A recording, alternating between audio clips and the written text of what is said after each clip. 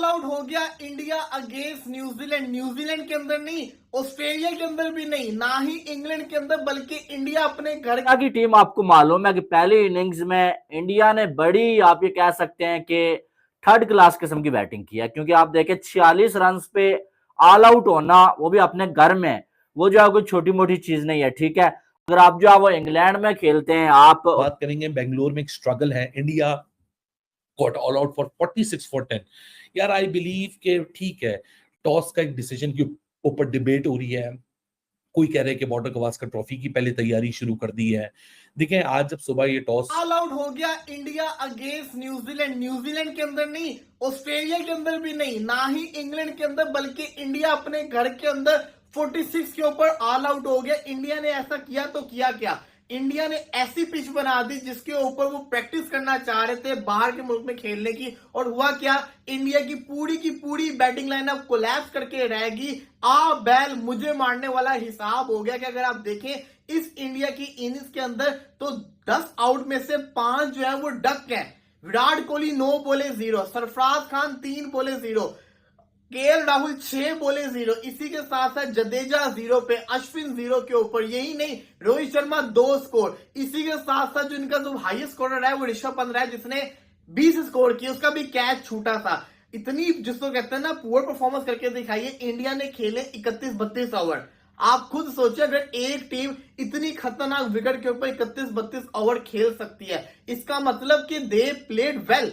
लेकिन अगर आप रन देखेंगे तो आप कहेंगे यार ये क्या इंडिया ने किया है। इंडिया को एटलीस्ट रन तो ज्यादा करने चाहिए थे, क्योंकि आपने 30 ओवर तो खेल लिए।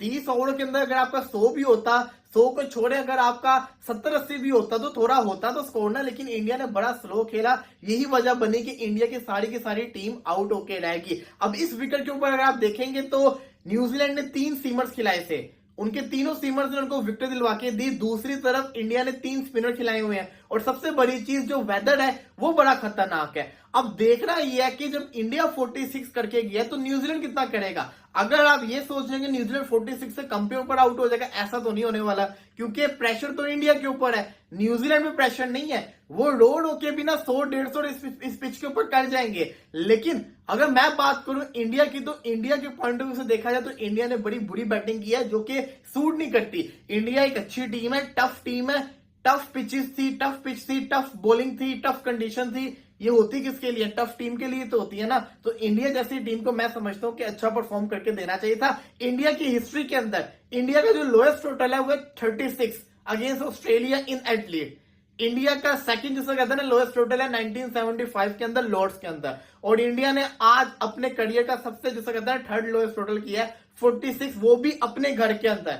अगर कोई और मुल्क होता तो हम कहते हैं यार चलो सही है, लेकिन अपने घर के अंदर इतना स्कोर करना तो ये शॉकिंग है, और ये भारत ने कर दिया है। तो भारतीय टीम इस वक्त शॉक हो चुकी हुई है कि हुआ तो हुआ क्या है। अब इंडियन फैंस को बड़ी उम्मीद है कि इंडिया की बॉलिंग कुछ करेगी। आई विश कि ऐसा हो, लेकिन मुझे नहीं लगता कि इतना ज्यादा 10 विकेट उनकी गिरा सकती है 46 के ऊपर, क्योंकि न्यूजीलैंड जो है ना वो इस वक्त हाई जिसको कहते हैं ना, उनका मोमेंटम हाई है और उनका अपर हैंड है इंडियन टीम के ऊपर। तो इंडिया की जिसको कहते हैं ना टीम इस वक्त सही ट्रबल के अंदर नजर आ रही है, बहुत बुरा हाल हुआ हुआ है। अब यहां से देखना होगा तो होगा क्या। ऋषभ पंत ने बहुत बड़ी गलती की, ऋषभ पंत को सिंगल ले लेनी चाहिए थी। कुलदीप यादव अच्छी खासी बल्लेबाजी कर सकता था, लेकिन ऋषभ पंत ने सिंगल नहीं ली और अगली बॉल पे वो खुद आउट हो गए। ऋषभ पंत थोड़ा खेलते रहते तो क्या पता ज्यादा रन हो जाते, लेकिन असल प्रेशर आया था रोहित शर्मा के आउट होने के बाद। रोहित शर्मा आउट हुए, फिर विराट कोहली का आते साथ आउट होना, फिर सरफराज खान का आउट होना। इसने की टीम। आपको मालूम है कि पहली इनिंग्स में इंडिया ने बड़ी, आप ये कह सकते हैं कि थर्ड क्लास किस्म की बैटिंग की है, क्योंकि आप देखें 46 रन पे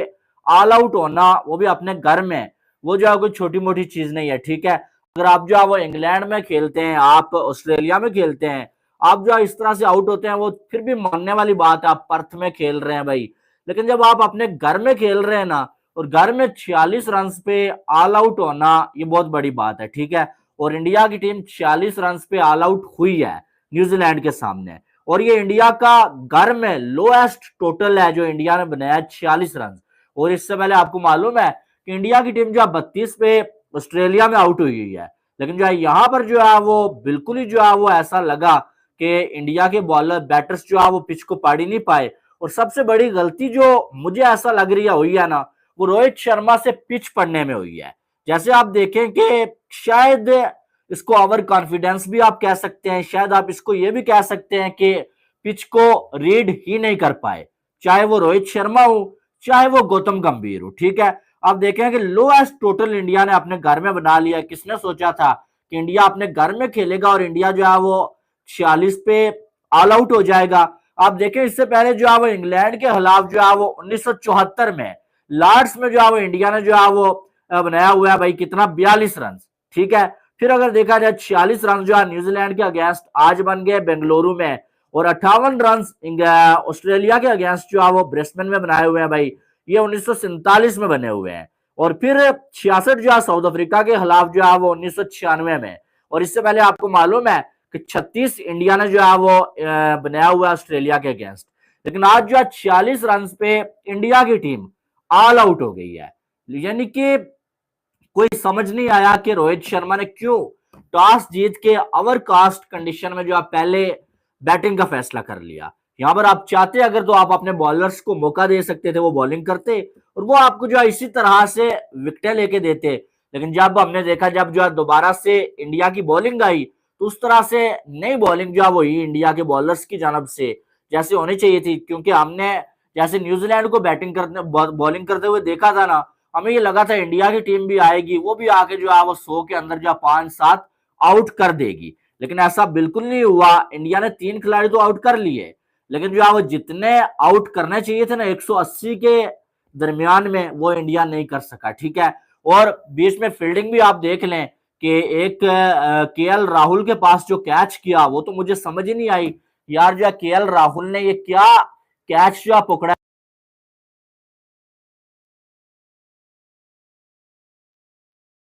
अपना जो वो अपने घर में तारीख का लोएस्ट टोटल जो है इंडिया ने बना लिया 46 रन।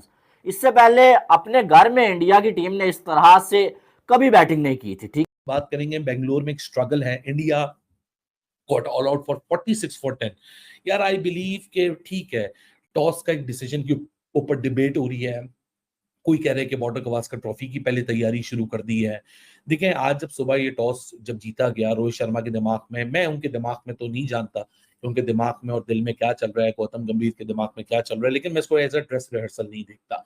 रोहित ने जो बात की थी, अब आपने जो फुट मार्क्स देखे हैं वो चीज काफी हद तक इस चीज को रेलिवेंसी दे देती है कि 30-35 ओवर के अंदर ही आपको बाकायदा फुट मार्क्स क्रिएट हुए हुए नजर आ रहे हैं।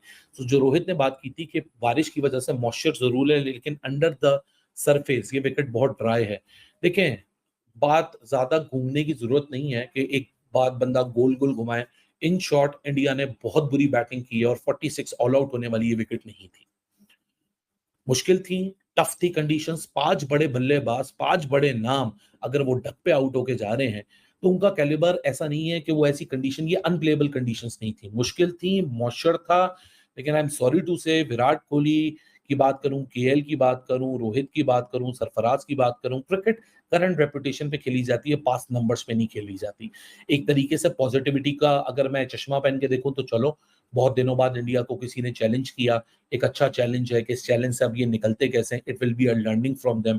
क्योंकि इंडिया के पास WTC के ऊपर यहाँ कोई मसला नहीं पड़ रहा, क्योंकि इंडिया के पास बहुत मैचेस हैं। इंडिया ने जब ये टेस्ट सीजन शुरू किया था तो 10 टेस्ट मैचेस में से 5 जीतने थे अपने आप को क्वालिफाई कराने के लिए, और छठा जीतते तो फिर दूसरों की जो प्लस माइनस है वो आपको ज्यादा मैटर नहीं करेगी। 6 जीत के तो आप तो फाइनल में जाओगे, दूसरे स्पॉट के लिए बाकी सब लड़ते रहे, श्रीलंका है, साउथ अफ्रीका, ऑस्ट्रेलिया है, वो सब आपस में लड़ते रहे। लेकिन ऑल इन ऑल 2 रन पे Rohit Sharma, duck for Virat Kohli, Sarfaraz, KL Rahul, Ravindra Jadeja, Ravichandran Ashwin, इनका कैलिबर कम नहीं हो जाता। लेकिन आज जो अप्रोच थी वो अप्रोच बहुत पुअर थी, वो डिसअपॉइंटिंग थी। इंडिया इससे बहुत बेटर टीम है, अपने घर में लोएस्ट टोटल 46 पे आउट हो जाना, ये टीम जाहिर सी बात है, मैं अंडरस्टैंड करता हूं कि इंडिया के फैंस काफी ज्यादा हर्ट होंगे, क्योंकि ये टीम बहुत ज्यादा प्राइड लेकर आई है रिसेंट टाइम्स के अंदर, जिस तरह की ब्रांड ऑफ क्रिकेट खेलते हैं, जिस तरह के रिजल्ट्स आए हैं।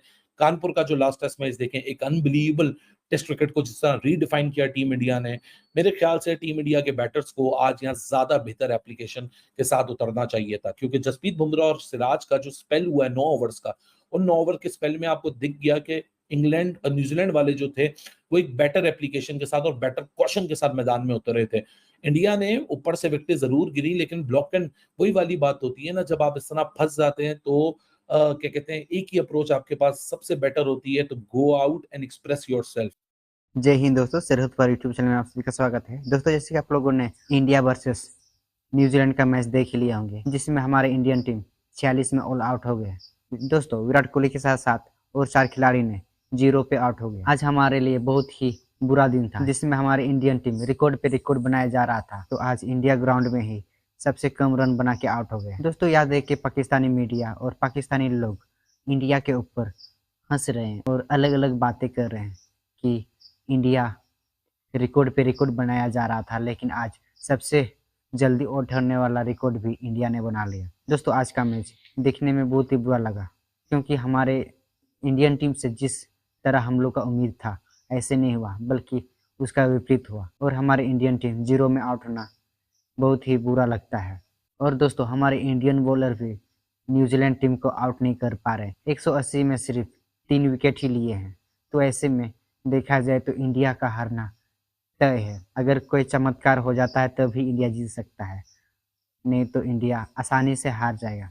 तो यह देख के पाकिस्तानी को मौका मिला इंडिया के ऊपर हंसने के लिए। सबको पता है इंडियन टीम मजबूत है और इतना जल्दी हार नहीं मानेगा। तो आज के लिए इतना ही। ऐसे ही वीडियो देखने के लिए सरहद पार यूट्यूब चैनल को सब्सक्राइब कीजिए और मिलते हैं अगली वीडियो में। तब तक के लिए बाय, जय हिंद।